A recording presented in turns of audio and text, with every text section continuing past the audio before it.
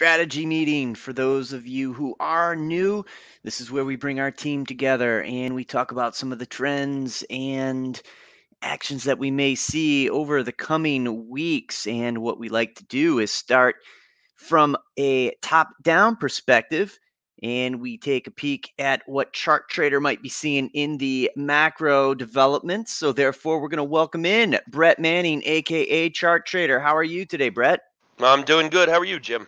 I'm doing well. Thank you so much. So, over the course of this year, you've been particularly bearish on the markets. I want to know where that stands and if you could provide us a big picture update on those views. Yeah, sure. So to kind of recap, I think generally speaking, our strategy meeting tone has been overall bearish so far this year, and really goes back to December 2022 when we had one of our strategy meetings right in front of the Fed meeting, where we'd already been hinted that the Fed was going to pivot in terms of its policy and really in terms of its alignment with this notion of whether or not inflation was transitory. So the reasoning, big picture, all year has been basically that there's really nothing worse than a situation where the Fed has to tighten even after the economy basically stops growing. So and knowing that even in advance. So even when the economy is growing well, you know that the Fed policy situation is such that the Fed's trying to slow that growth, and when the growth slows all the way down, or maybe even hits recession, the Fed is still just going to keep on tightening. Like that's kind of the ultimate bearish scenario, and that's what I saw early on, and that's what's kept me mostly shorting so far this year. And already we saw Q1 was negative GDP. And the Atlanta Fed's GDP now for Q2 is at 0% growth for this quarter.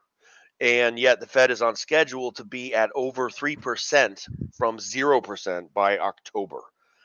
And that kind of radical change in the interest rate backdrop is going to break things. I mean, the things are going to break because people have acclimated to a particular landscape around interest rates for a long time.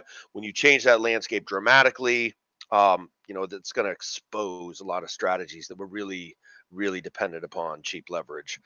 And we've seen things break left and right over the past few months.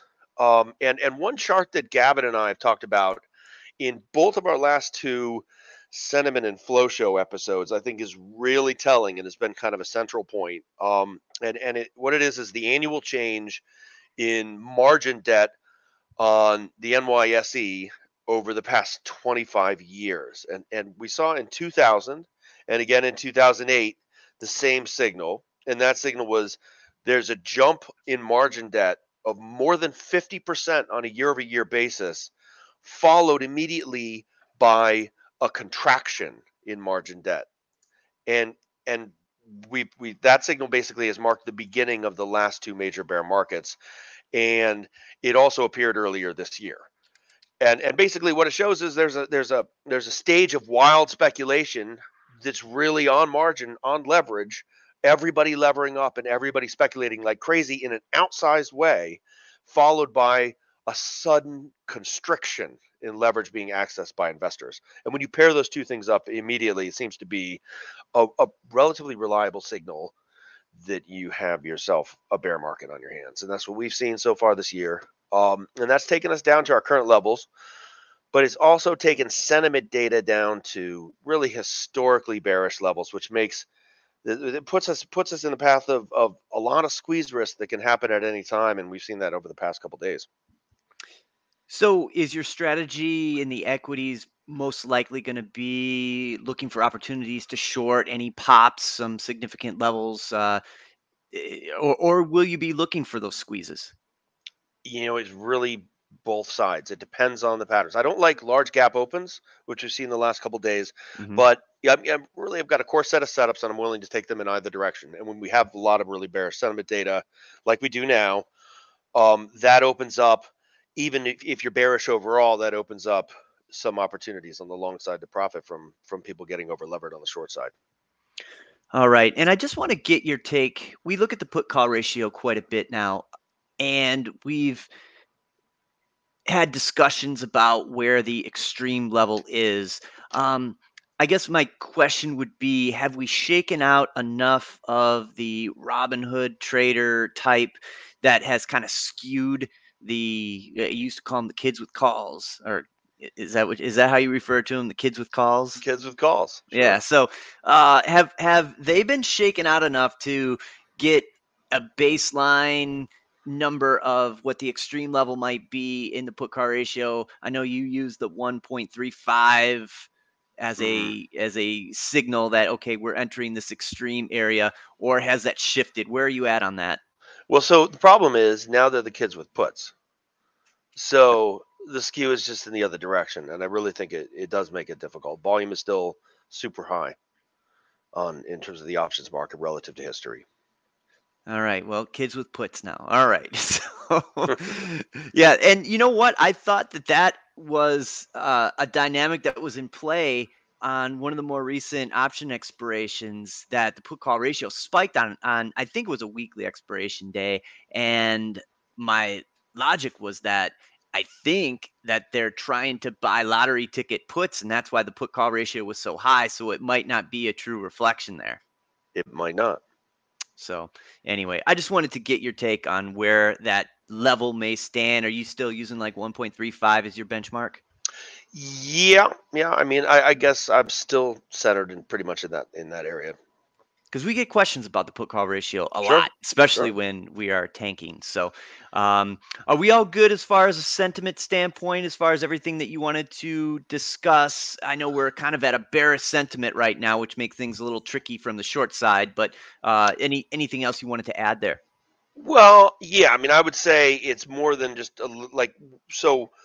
The odd thing about this environment is everybody can see it coming because you can see what the Fed is doing and you can see what the economy is doing. So we have this outsized amount of bearishness. We've got this outsized bearish positioning, but without a catalyst, it's not really turning too much. But yeah, I mean, I wanted to give people just kind of a quick few bullets on just how extraordinarily extreme it is right now. So we have the 10-week moving average of the AAII bull ratio below 30. So for 10 weeks, the average score on the bull ratio, which is the bulls divided by the bulls plus bears in the AAII sentiment survey, is below 30 for the first time since 1990. So it never got this low in 2008, never got this low in after the dot-com blow up. So this is basically that historic. We also, just the sixth time in history that every single one of the 21 components of the sentiment trader risk on risk off composite indicator are all signaling risk off at the same time. Um, Trading in inverse ETFs is now eclipsing trading in bullish ETFs by the widest margin since the financial crisis. Breadth. Last week we saw the first time in all of history, even going back to before the S&P 500, where 5 of 7 days saw more than 90% of all stocks go down. First time ever. Um, the new Bank of America Fund Manager Survey, all-time survey low in global growth optimism and 14-year high in pessimism about profits, basically the worst since Lehman blew up. And I mean that series of things together, I'm not sure I've really ever seen a situation where it looks like sentiment is so uniformly assuming lower prices. And for somebody who is naturally a contrarian, it does get more difficult to short, but you just kind of have to rely on the pattern and the dynamics in the pattern, and the notion that it's just because people are all seeing the same picture, and the same picture actually is materially bad. Well, what it sounds like to me is that you could get a lot of people on the wrong side, so that does enhance the potential for short squeezes. It just might be that these squeezes could be more exacerbated Yeah, in this environment. So maybe you have to use that to your advantage if you are going to play the long side. Sound sure. right? Yeah, absolutely. All right. So all right. Why don't we bring in Event Trader now, Brett? I'm going to get back to you on some energy questions in a little bit, but we'll bring in Event Trader right now.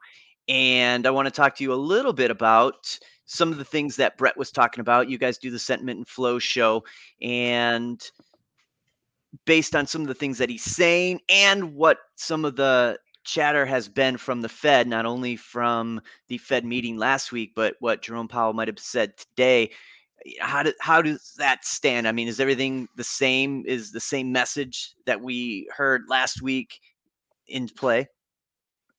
Yeah, and that's important. They're keeping with the continuity now. They're not letting any of the data points really rattle them off their message, and that's important. I think this entire hearing is part of the process of trying to help reestablish the Fed's credibility, which has been hurt by the last two Fed meetings, and you could see that kind of in the aftermath of the response to the Fed.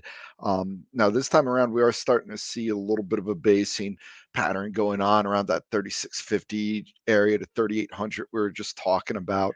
I thought today's price action of holding up that 3700 area was helpful because part of the selling overnight was certainly in front of Powell coming on here, but it just feels like there's a concerted effort in the Senate, and you hear it with every senator that comes up for the questions talking about how they have confidence in them and things along those lines.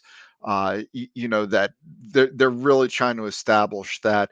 Also, the idea that a lot of the woes facing the United States with the higher gas prices and everything like that's kind of out of their hands a little bit with some of the issues going on over in the Ukraine and Russia, and that's going to be important to kind of understand that the Fed is performing its actions right now. It's still holding up its mandate. Sure, it was late to the party in this tightening, and that added to some of the woes that we're seeing right now, but they're starting to get that under control, and that's going to be an important part of the process. But the reality of the situation is supply chain issues, which are causing inflation. The Russia-Ukraine war that's choking off food supplies as well as oil supplies to the rest of the world is going to kind of remain in place. Now, I think what it's going to help do is really provide added importance to any headlines that we've seen with regards to, say, China moving away from its zero COVID and things of that nature. So I think that the Fed is in the process of reestablishing credibility right now. It's not something that's going to be done in one day, but if we see that happening, then that should help ease some of the tension because a lot of the selling pressure could certainly be chalked up to questions about the Fed's capabilities right now. So if we're looking for bottoms to be established, that's kind of step one in the process, reestablishing the Fed there. So all the commentary that I've seen has remained on point. Now, there's going to be heightened sensitivity, especially near-term price reactions in the markets to important data events. PCE should be coming out next week. That'll obviously be something we'll be watching. Um, I got to double check to make sure that the jobs is out the following Friday, but I'm pretty sure it should be. And that's going to be coming right ahead of a 3-day weekend. So that'll certainly be something that the market's going to be paying close attention to. But I feel like the market's getting ready to take a bit of a breather here following some pretty aggressive activity in April and May. Certainly keeping a constant eye on corporate uh, corporate pre-announcements will certainly be key, and those economic data points. And then we're going to start rolling into the Q2 earnings season. And I do think that there's a lot of fear going into this Q2 earnings season, which lowers the bar for some of these names. And from what I've been seeing in this little pocket of earnings that we've had over the last 2 to 3 weeks is decent results. I haven't really, obviously there's the inventory issues in retail, but then you had Target out yesterday talking about expecting a strong second half as they blow through the inventories. And you got to remember, these are going to be numbers that are going to be factoring in. I know I'm looking my chops for in July for big discounts on outdoor patio furniture, barbecues, and clothes, things of that nature. That eventually that's going to work its way into some of these inflation data points, and that's going to really kind of reflect the idea that hey, what the Fed's doing is helping working with some of the core numbers that we're keeping an eye out on, and that's going to improve sentiment. So we're just kind of seeing this process work through. The Bears are definitely still in control. There's no doubt about that. It's just an easier story to sell right now than any sort of an uptick. But as Brett was saying, we've already seen that play out in sentiment. here. And, from my perspective, over the next few weeks, we'll see things chop around, and then we'll start getting those Q2 earnings season. And that'll kind of be where the next leg of the market goes from here. If they do start coming in poorly and we start seeing people with dire guidance going into the back half of the year, then, that's an added weight on the markets that's likely to take us down lower. But it's going to be interesting to see how this plays out, and certainly paying close attention to price reaction around these headlines is going to be paramount for our traders and investors. One of the things that we keep hearing from the Fed is trying to orchestrate a soft landing. How do you think they're defining that these days? I mean, it depends whether or not you're the person that loses their job or not, I suppose. So, soft land. I think we're already technically in a recession. We hear a lot of the recession talk going on here, and we already saw negative GDP in Q1 and Q2. The St. Louis Fed already is forecasting a flat number, so it's not hard to see that slipping into negative territory. We had Harker out, Philly Fed president, earlier, talking about expecting possible multiple quarters with negative GDP growth moving forward here. So, we'll be keeping an eye out on that. But a soft landing, it's going to be all relative to where you kind of stand on it. There's going to be some areas that are going to get hit harder than others. So, in terms of a definition for a soft landing, I mean, if we kind of muddle around down minus 1% or so for a couple of quarters, you can see people brashing that is a soft landing, and that's about as good as we could do right now. I think it's very difficult for the Fed to control that, though, given, as we said, that two of the primary points is completely out of their control, and that is China and the Russia situation. All right. Trend Tracker, I'm going to bring you in. Craig, it's been a little bit since we've had an opportunity to talk. How are you? I'm doing okay, Jim. How are you? I'm doing well. So, a lot of the names that you've covered have seen a significant correction. I'm curious if this is an opportunity to get on board some of these names. Have we seen the bottom? We still got some ways to go. What's your thoughts around some of the names that you cover? I do think it's an opportunity for the long term, but calling a bottom doesn't seem like a prudent or wise move. A lot of the risks that chart trader and investigator already kind of broke down. The macro outlook is not favorable and not conducive to owning long duration assets. So yes, dollar cost averaging is a strategy that I will implement, but I don't think it makes sense to try and be a hero right now because the outlook is so uncertain. Could we see a sharp bear market rally in the coming weeks or months? Of course. So these growth stocks are subject to bounce back, but until the overall outlook really improves, I don't think it makes sense to try and be a hero and position for something that could be short-lived. So from a long-term perspective, yes, this is an opportunity, but I'm still just trying to be patient and adding to a lot of these growth stocks that I'm down in.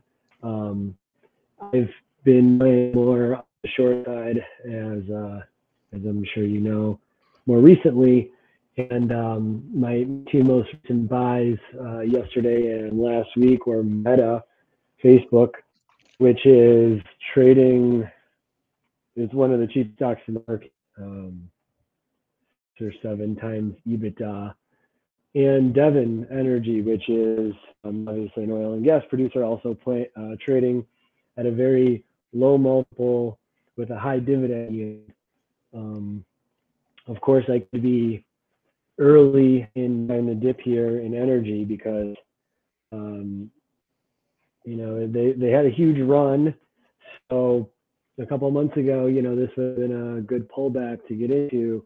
Obviously, there's a lot of of things that could happen. And maybe this isn't the best time to be buying energy, but my view is you want to buy the dip here. In any case, if oil really does roll over, that will probably be a good thing for the rest of, NASDAQ and a lot of these other growth stocks. So, yeah, what's worked in this market is cheap stocks, low multiples, stocks that are actually benefiting from this inflationary environment.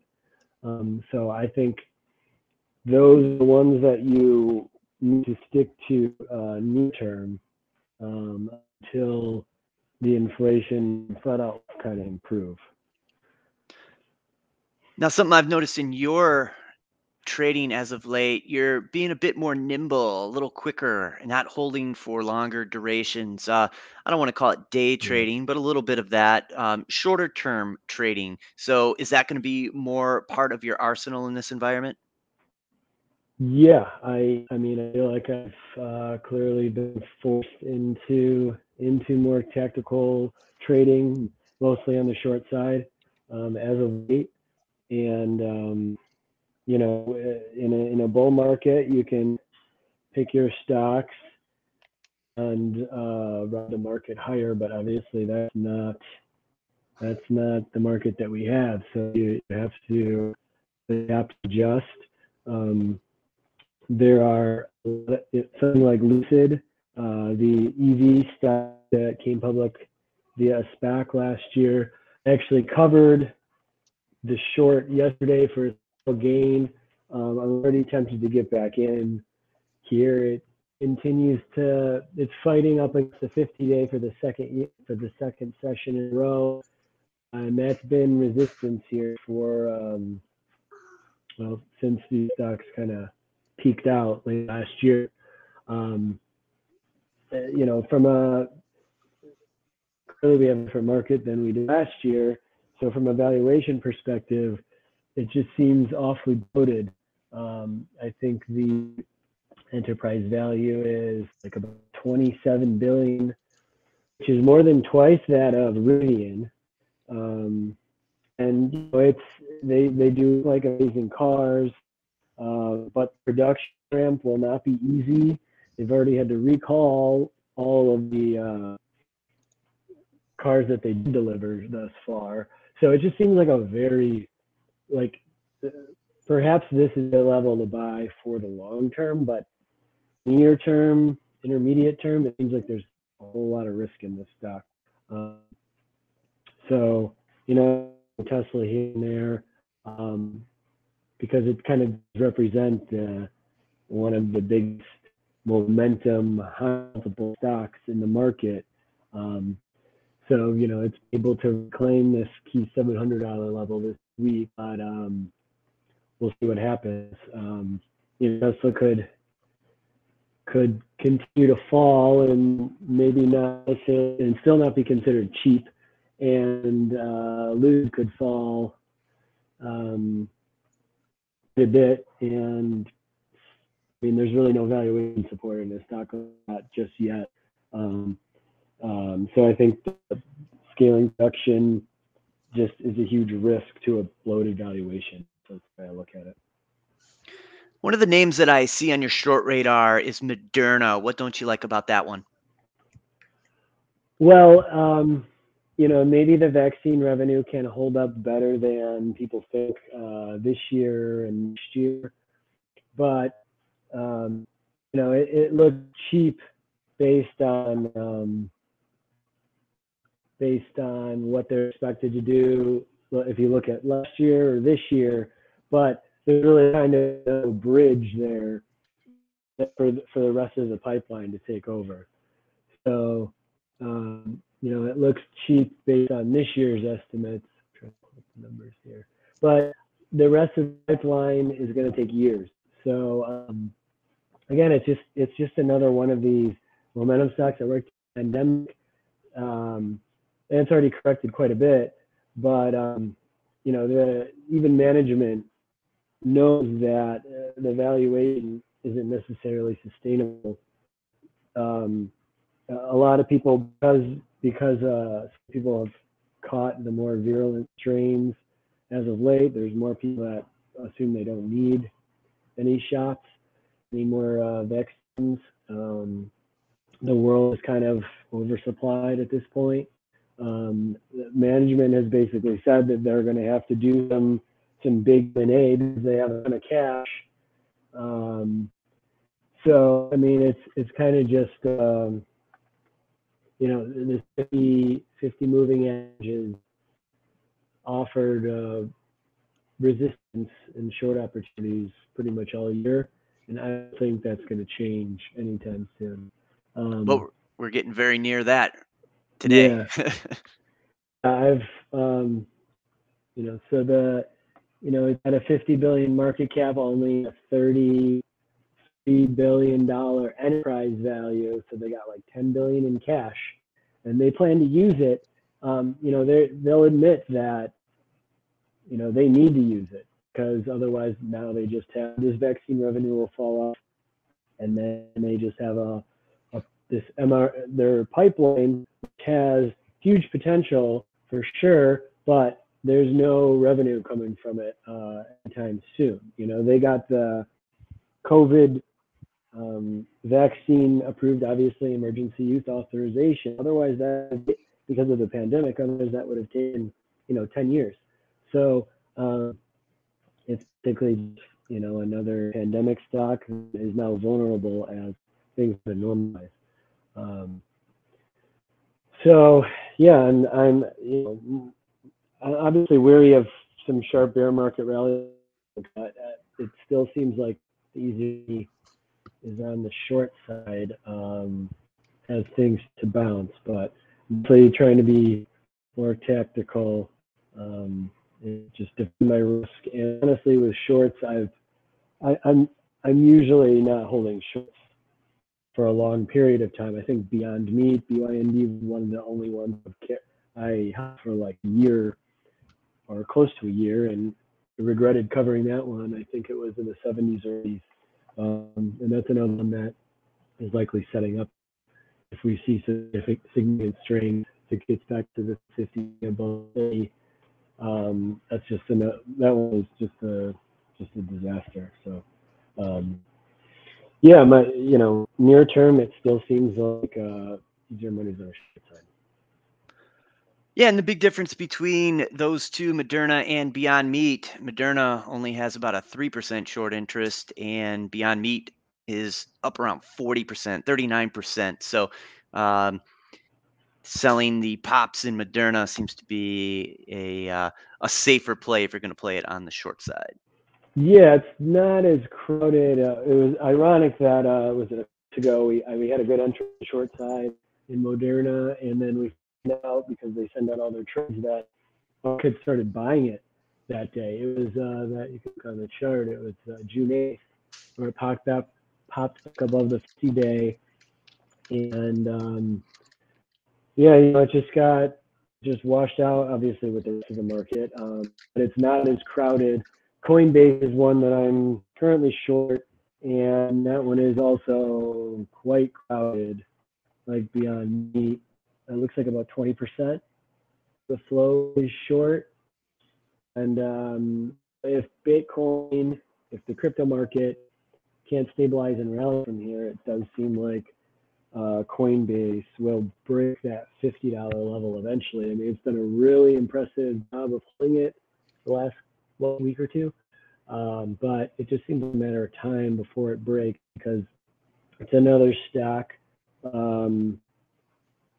I would compare more to Lucid or Beyond Meat than Moderna, where there's just not a lot of valuation support. They seem to be structurally unprofitable in this crypto, what do they call it, winter, in this crypto market. So again, maybe these are good opportunities for the long term, but I think it's still got like a $10 billion valuation, tons of competition coming at them, tons of fee compression on their commission, and the revenue that they generate. So and unless Bitcoin, rallies back up to 25 or 30,000, which is possible, this thing seems like a pretty good short. All right. I'm going to welcome in blue chip trader Scott. It's been a little while since we've had the opportunity to talk to you. And one thing I've noticed is that part of your strategy lately has been keying in on names that you know very well, which I think is really conducive for an environment in which provides so much uncertainty. You're getting to know these names pretty intimately, so therefore you're being aggressive trading back and forth. Yeah, that's correct. This is a fantastic trading environment. It's been a fantastic trading environment pretty much the entire year since the VIX has been on the rise above the 20 benchmark. And even more so, it's been hanging out around the $30 vicinity between like 25 and 35 for the last couple of weeks here. And granted, usually that heightened volatility comes with fear in the market, more uncertainty in the market during bearish sort of corrections and stuff like that. But that extra volatility is so amazing for trading opportunities day in and day out for anybody who has a plan, anybody who is disciplined to control their risk and lock in profits as every day goes on and on. As long as you're not committed to one particular side, it's fantastic. And then even if you don't have access to the VIX, just looking at the market when it usually trades below the 200-day moving average, the 50-day moving average, the 20-day moving average, you're usually in some sort of downtrend, bearish sort of mode, and people get more nervous, and people get, investors start to get, very antsy, and the volatility starts to kick in. And this is just a fantastic opportunity the last couple of months for anybody who knows how to read a chart, anybody who knows how to, fade aggressive moves to the downside and sell into rallies. You're just making an absolute, killing day after day, week after week. It's not easy, by no means is trading high volatility easy. You have to have the discipline and your money management and your position size like rock solid. It has to be like cemented into a plaque on your desk, and you have to follow it day in and day out, because you will get whipsawed around without any sort of discipline. But otherwise, I mean, yeah, this market's been great. And for me, like you said, I have definitely been just kind of, rather than trying to find value in certain areas or look at things from a fundamental or, perspective and stuff like that, I've really just been honing in on a key popular liquid names in the market. NVIDIA has been one of my favorite go-to stocks to trade nearly every single day.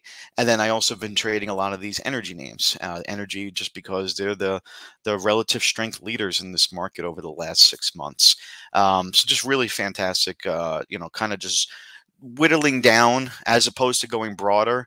And kind of getting a little bit confused with where everything's moving and everything, just kind of narrowing my focus on, just a handful of good stocks, good ETFs, and then just kind of deploying that arsenal of day trading strategies that I have just developed over, many, many years of trying to fine tune things.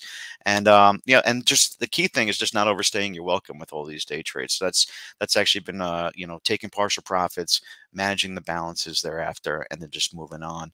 And then, don't sit around for the FOMO trade, the fear of missing out, just kind of easily move on. So that's the short-term stuff, the short-term tactical stuff of the market here.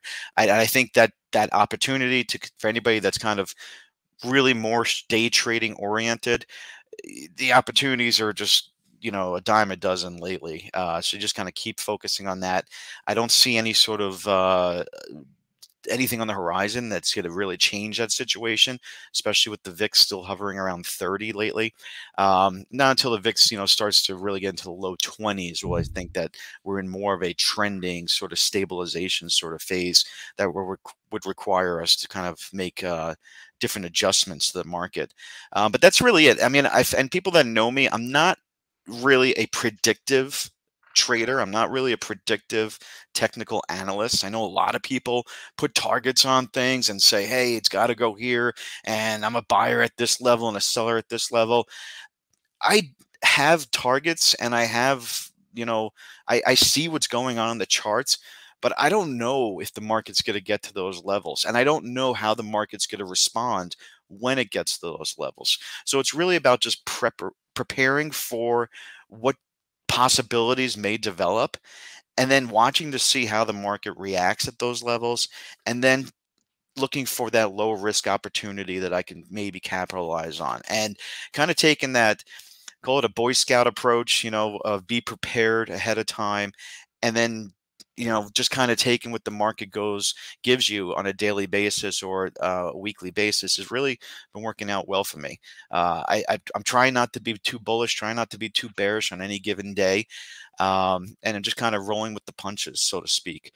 Now, this chart I'm showing here, I did take over your charts there, Jim. I did want to highlight things from maybe a bigger picture, strategic standpoint. We're down in the S&P over 20%. Obviously, all the talking heads were mentioning that just a couple weeks ago. So we're in some sort of quote unquote official bear market.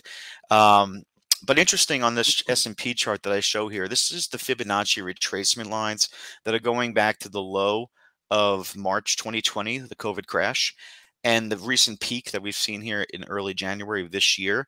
And so the 20% correction actually came in line with a 38% Fibonacci retracement. And that was basically in play during the May, that double bottom that we saw in those May lows there. And the market did a pretty good job responding going into late May, early June, bouncing off that level. But it did manage to also stall out on the test of old support, new resistance. So the sellers are basically regained, they reloaded onto the rally there in June. And then obviously we've had the Fed and everything else. You can throw in all your reasons why we've sold off over the last couple of weeks here. And, we just kind of rolled back over, taking out that 38% retracement. So a lot of technicians are looking at the next level down around the 3,500 area on the S&P, which is about a 50% Fibonacci retracement off those COVID lows and this year's highs. And if you go a little bit further to the left on the chart and look at the summer of 2020, you can even see there was a resistance area that came into play around 3,500 level that was challenged at least twice and then broke out the third time. And that's a pretty significant just price action inflection point that just so happens to line up with the 50% retracement. So this is a key level that a lot of technical traders, technical investors, market technicians, whatever you want to call them, are really kind of zoning in on, and that will basically take the S&P down about 20 to a 27% correction. So that's the next level there. If things really start to get dire here throughout the summer, over the next quarter or so, or even at the end of the year, and we're looking at a break below that, we're going to be looking possibly at a 33% correction. And again, the next key levels come in play, where a key inflection point back to 2020 levels and a 62% Fibonacci retracement come down around the 3,200 area for the S&P.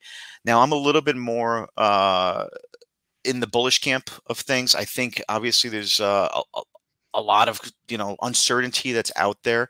I think the key thing would be crude oil to come back below $100 a barrel. I think that would be a very bullish signal here. We did recently see the leaders and a lot of energy stocks come under heavy distribution. That's most likely a condition of throwing the baby out with the bathwater. Usually when the leaders and more defensive names like utilities, just start getting under pressure in the, and start getting dragged down by the weakness in other areas of the market, that's usually the last innings of some sort of corrective move to the downside. You usually see everyone throwing the towel in. Negative sentiment, like Brett was saying earlier, is at multi-year lows that we haven't seen in a very long time. So there's just a lot of different signs here that the market is moving into more of a bottoming sort of phase, bottoming process. And the other thing too is just to always remember that the market is a discounting mechanism. It knows, there are a lot of smart people out there that know exactly what's going on in the economy, exactly how the Fed's going to react, exactly, how to discount the Russia-Ukraine thing, discount supply chain issues and everything else that's going on. And that's what the market's doing. It's discounting all of these known events or these known concerns in the market. You know, the market hates uncertainty. I don't think we really have uncertainty in the market. The only really uncertain thing I see is the Russia-Ukraine situation. Everything else is just kind of being factored into the market. And at some point in time, the headlines are going to still be focusing on everything that everybody already knows, and the market's going to stop going down. All of a sudden, you're going to see the market rallying on these same negative or bearish headlines, and that's going to be the signal that there is a bottoming process in place. And I think that's something going into the next summer months we all have to be focusing on. And I'll leave you with one last point here. And I know you want to kind of just go around the horn here a little bit. But from a seasonality perspective, I was looking at, you know, I always like to look at things you know, we can always kind of focus on here. This is just a 20-year seasonality chart of the triple Qs. Look at the strongest month here. The strongest month is July. It's one of the, and ironically, one of the weakest months of the year is also June for the NASDAQ QQQs. So we're going into this, you know, we're wrapping up Q2 here in the next 2 weeks. Everyone's really bearish, very negative. We're kind of going into that summer doldrum phase. We're going to be prepping for upcoming earnings season. But it looks like the market has one, or at least the NASDAQ has one of the strongest performances over the last 20 years during the month of July. So I think we have to start prepping ourselves for some sort of 4th of July, because that's coming up soon, another 3-day weekend, that there could be some sort of stronger vibe going into the month of July. Here's the spiders. I just switched over here. This is over the last 5 years. We've had, July is the strongest month over the last 5 years.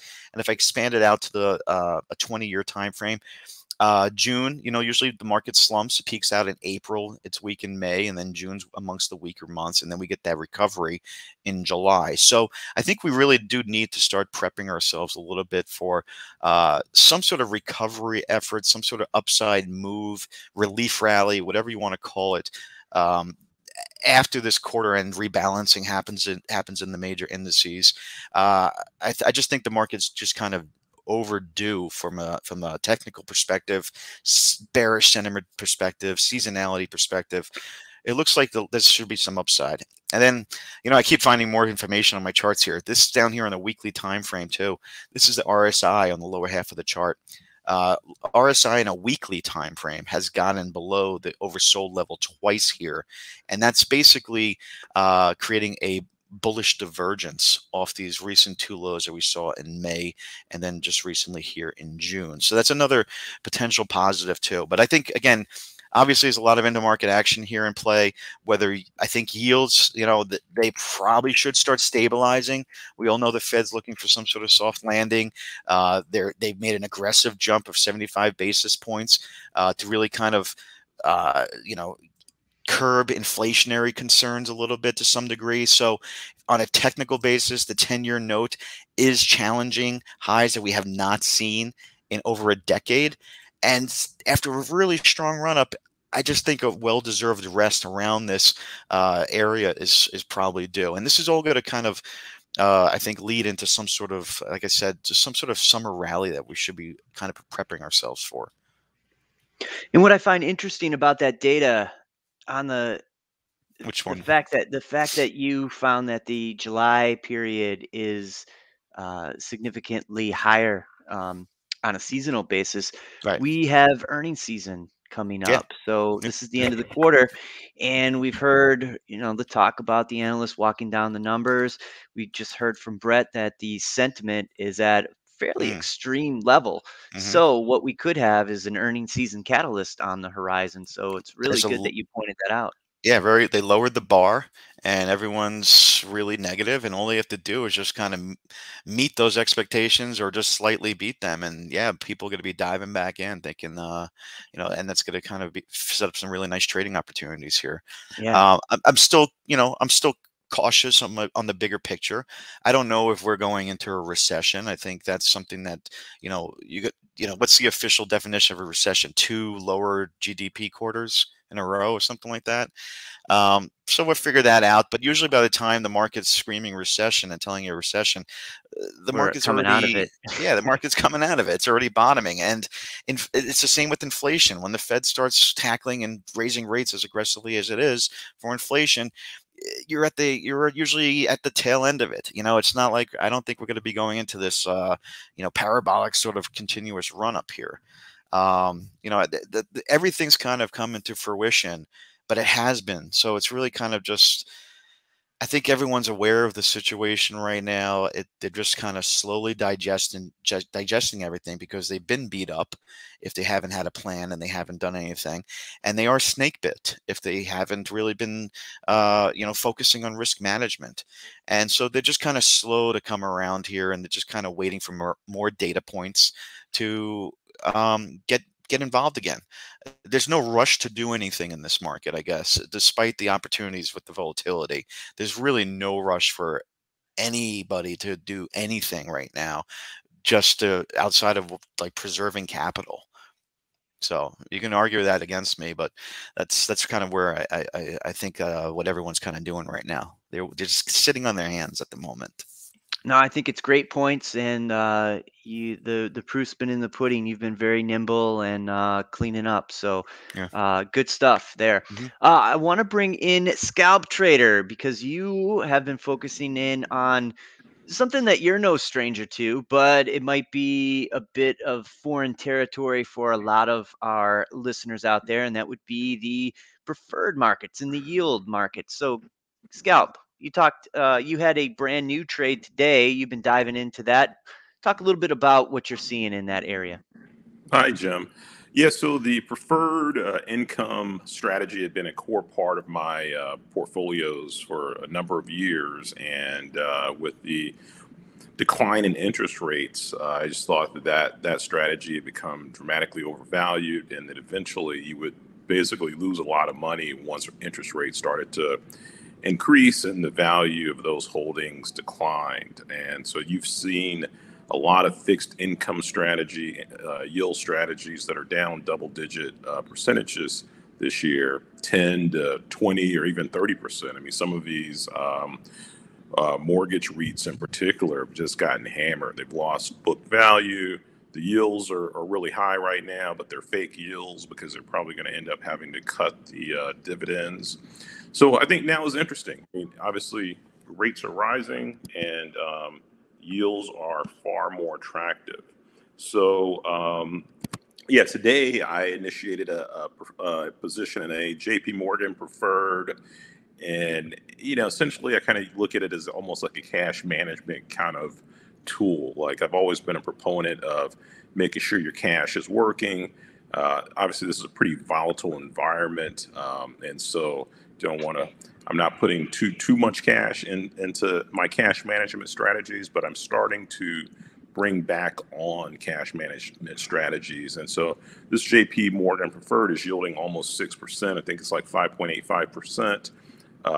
It's declined in value from par, so it makes it attractive from the capital appreciation standpoint as well.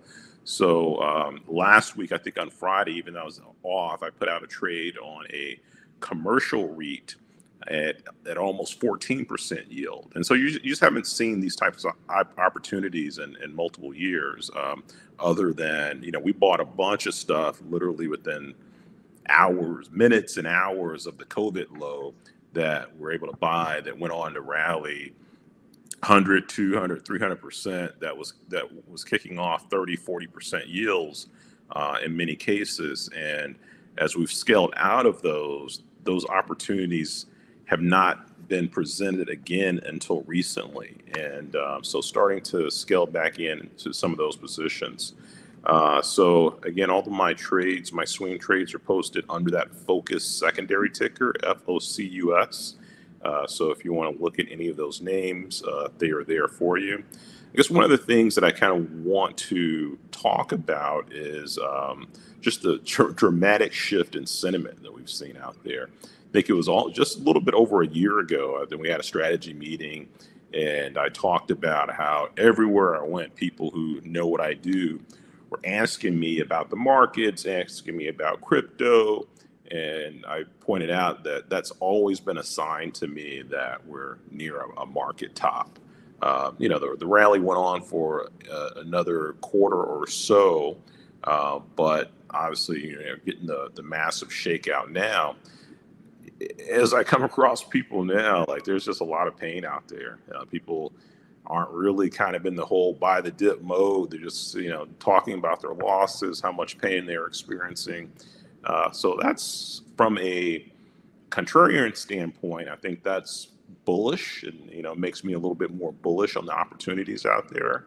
Kind of curious, what are you all seeing? Are you all kind of feeling this kind of same sense that people are turned off by markets and generally don't want to have anything to do with them? And do you take that as a bullish signal?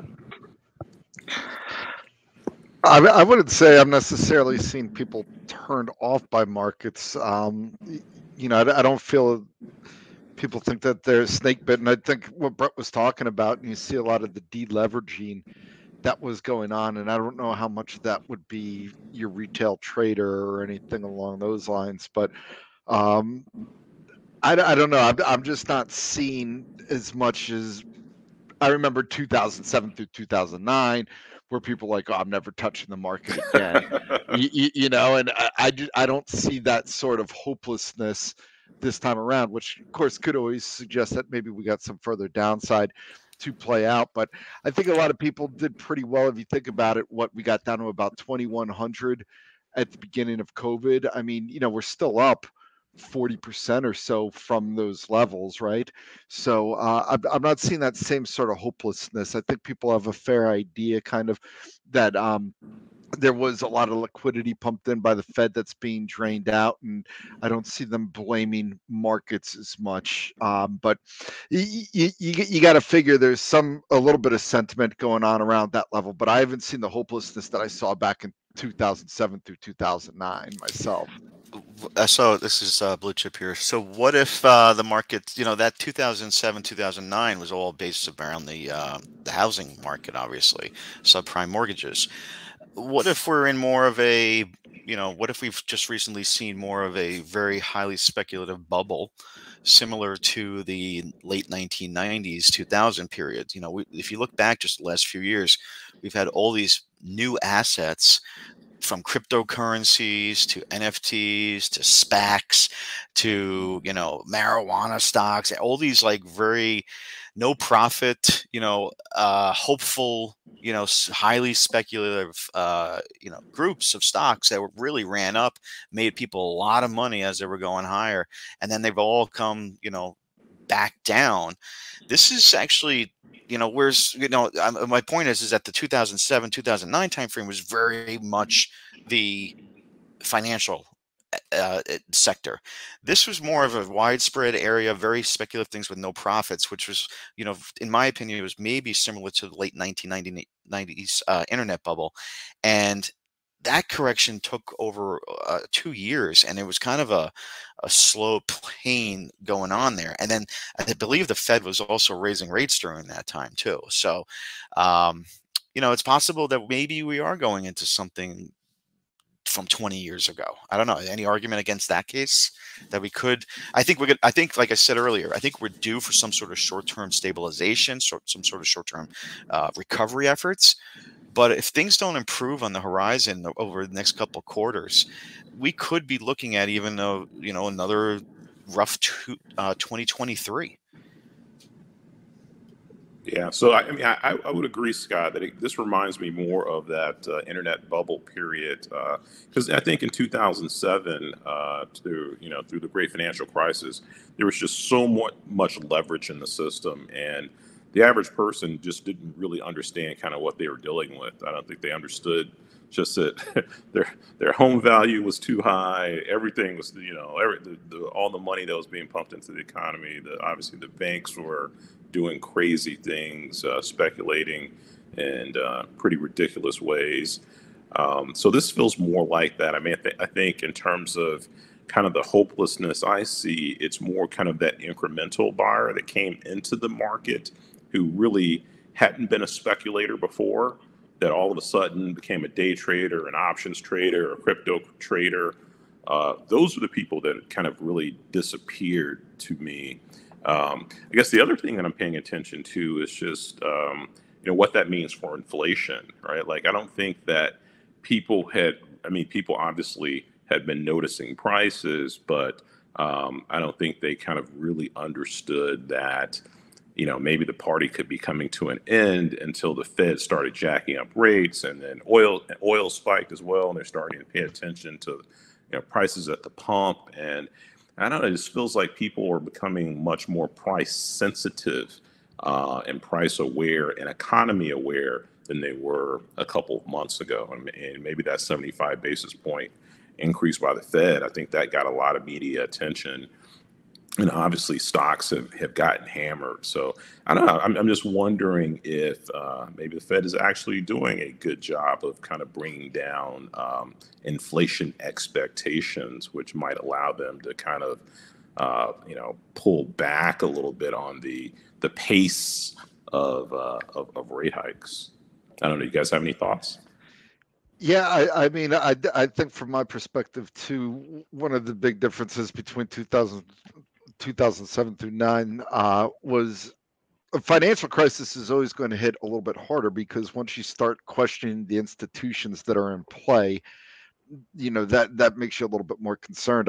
I feel like when you're looking at the internet bubble in 99 through 2001, I always remember a buddy of mine who worked for DoubleClick and had stock options for them. And I remember him just kind of laughing because the stock went from like $6 to like $500. And he was just like, there's no way this is worth that.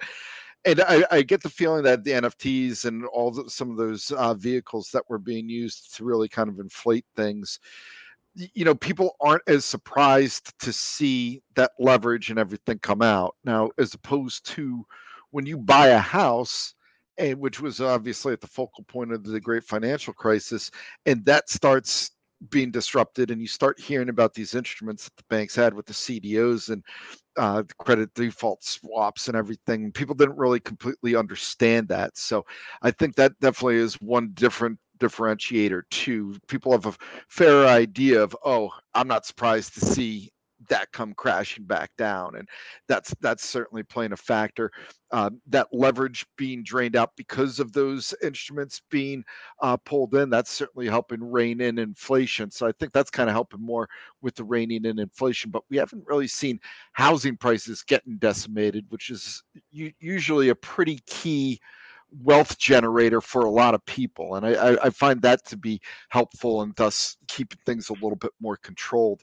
In terms of the credibility of the Fed that you asked, Damon, and their moves taking place, we did see one of the things that has got to be factored into June is that was the first month that we were seeing actual roll off of the balance sheet, and that certainly had that impact on mortgage backed securities and mortgage rates in general. So with that kind of cooling off, the oil concerns that were out there with Russia and everything like that, we've seen a lot of oil flow to India and China that I think people thought were, Russia wasn't going to be able to get out of the country, and thus we were going to see more of a demand going in to other oil reserves that were being released. That's starting to cool off, which is helping ease some of those oil prices. So I don't think it's so much of what the Fed has done in terms of a 75 basis point rate hike that really hasn't completely worked its way through, as much as some of the leverage that has been pulled out now has just generally eased some of the concerns that we're seeing out there on the inflationary issues that are being impacted. And then on top of that too, like I was saying, people are seeing some light at the end of the tunnel with those inventory issues at retail, where they have an idea of, okay, things aren't going to completely continue to spiral out of control because some of these retailers are going to be stuck with inventory, and we're going to be able to get things cheaper down the road. And inflation is a lot more about perception and how that impacts spending habits. So there are a couple issues out there that aren't as dire as we were seeing in during the great financial crisis. Certainly lines up a lot more with the internet bubble being burst. But again, I think people could wrap their heads around that reasoning and why we're seeing some of the valuations get pulled out of the markets that we are, and accepting that rather than the uncertainty that was around during the great financial crisis. So I do see that factoring in. I don't know how much the Fed is having an impact with that, but them starting to get ahead of things, raising rates and everything for down the road, people are certainly keeping an eye out on that. So we're starting to head in the right direction, but the problem is there's still some ugly data points that I think are going to need to come to fruition. That, for instance, a lot of the shutdowns that we saw in China is the true impacts are going to come in late June and July data points. So again, that's why I'm kind of interested to see how markets react to the Q2 earnings coming up, economic data points over the next couple of weeks, and if we start seeing some poor numbers, but the idea that, like what Target was saying, that there's some light at the end of the tunnel, then that eases some of the selling pressure, and I think people will be a little bit more comfortable with some of the levels that we're trading at right now. All right, I think that for the most part sums up. Does that cover our roundtable discussion, gentlemen? Because that was really good, and I think it's a great place to put a period on it. Yeah, it's good for me. Yeah, I got nothing to add. All right, guys. Well, I do appreciate that we were able to have a very deep conversation, have the nice roundtable discussion, and each one of you brought your ideas and what you're seeing. So I would sum this up as a very good trader strategy meeting. And I want to thank you all for joining us. Thank you all for listening. And guess what? We'll do it again next month. So we'll see you then. Thanks, guys. Thanks, Jim. Adios. See you later.